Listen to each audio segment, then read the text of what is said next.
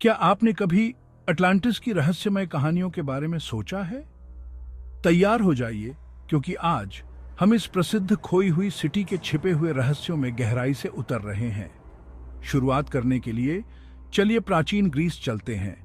प्लेटो दार्शनिक ने एक यूटोपियन सभ्यता का विशद वर्णन किया जो संस्कृति और उन्नत तकनीक से भरपूर थी।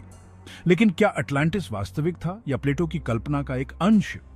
बहुत से लोग मानते हैं कि यह एक रूपक था, नैतिक और दार्शनिक विचारों पर चर्चा करने के लिए एक कहानी। फिर भी कुछ लोग ऐसे भी हैं जो इस बात पर जोर देते हैं कि अटलांटिस एक वास्तविक जगह थी जो एक विनाशकारी घटना में समुद्र में समा गई थी। चलिए सबूतों की बात करते हैं। 1961 में समुद्री पुरातत्वविद डॉ रॉबर्ट सरमास्ट ने साइप्रस के तट पर पानी के नीचे संरचनाएं मिलने का दावा किया था। दिलचस्प है ना? लेकिन रहस्य यहीं खत्म नहीं होता है। शोधकर्ताओं ने सेंटोरिनी, माल्टा और बहामास जैसे स्थानों की ओर भी इशारा किया है, यह सुझाव देते हुए कि अटलांटिस इन पानी के नीचे छिपा हो सकता है। सिद्धांत समुद्र जितने ही विशाल हैं। अब इस पर विचार करें, क्या होगा अगर अटलांटिस अपने समय से कहीं आगे एक सुपर एडवांस्ड समाज था? कुछ सिद्धांतकारों का तर्क है कि उनकी तकनीकी प्रगति उनके पतन का कारण बनी।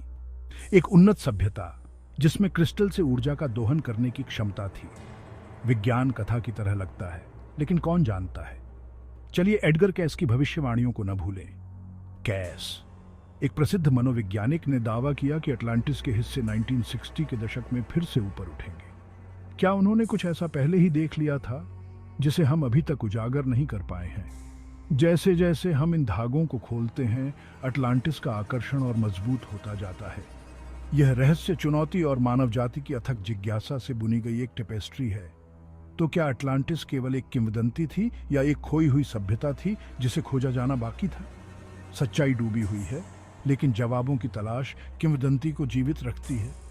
अगली बार तक अपनी जिज्ञासा को बरकरार रखें और अपने दिमाग को खुला रखें। कौन जानता है, अगली बड़ी खोज बस कोने के आसपास हो सकती है। उत्सुक रहें रहस्य प्रेमियों, अगले डीप डाइव में मिलते हैं।